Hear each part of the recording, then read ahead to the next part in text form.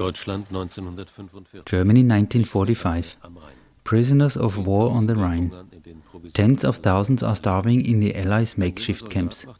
A young soldier has an experience that changes his worldview. Monatelang Hungern in der Kriegsgefangenschaft, wenige Monate nach dem Krieg. A few months after the war, after months of starvation in captivity, we came to live tightly packed in barracks. There were no beds or mattresses. We lay on the floor at the time because of the extreme weakness that overwhelmed us. I was just imagining a full pot of sweet porridge when suddenly the idea stopped without me wanting it to. Then, very rapidly, something happened which I could not follow. Suddenly I found myself vertically above my body, about the height of the barracks ceiling, and I saw my own body below me, as well as the two neighbors lying next to it. I knew who my neighbors were from our conversations.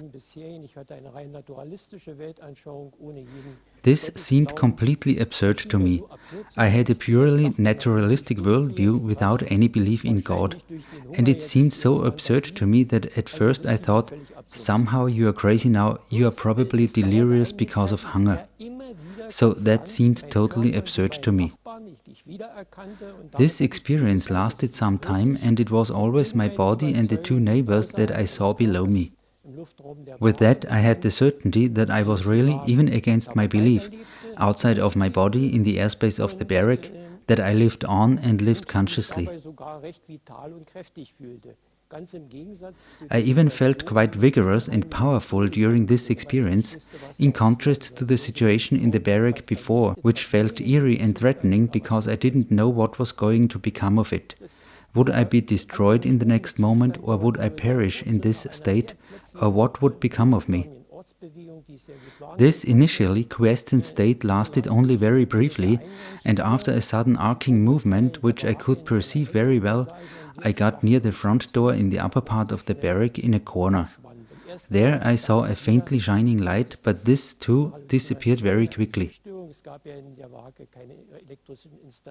At first I thought again, maybe this is a hallucination, a visual disturbance. There were no electrical installations in the barracks, and it was even quite dark during the day because of the small windows. But when I thought that, I suddenly felt a benevolence that surrounded me, so that I really felt the presence of an unseen person who showed me benevolence, and with whom there was a very peculiar direct communication that I did not have to express in words. In unmittelbaren Kommunikation kam, die ich nicht sprachlich ausdrücken musste. Zunächst erhielt ich die Mitteilung. First, I received the message that I had to return to my human life, although I was on the verge of death, as I still had my purpose in life to fulfill.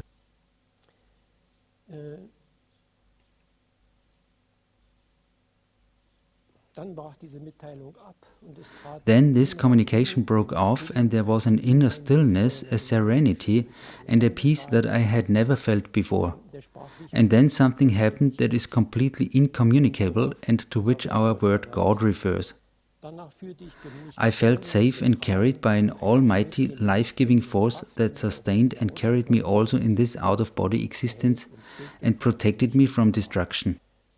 This happiest state of my life lasted very little time. Then I had a pictorial vision of a very beautifully ornamented opaque wall, and at the same time I received the message that this is an invisible border between this world and a world beyond that I could not see and which will only be crossed at the final death. Then my consciousness and my near-death experience went out. Dann erlosch mein Bewusstsein, mein Nahtodeserlebnis.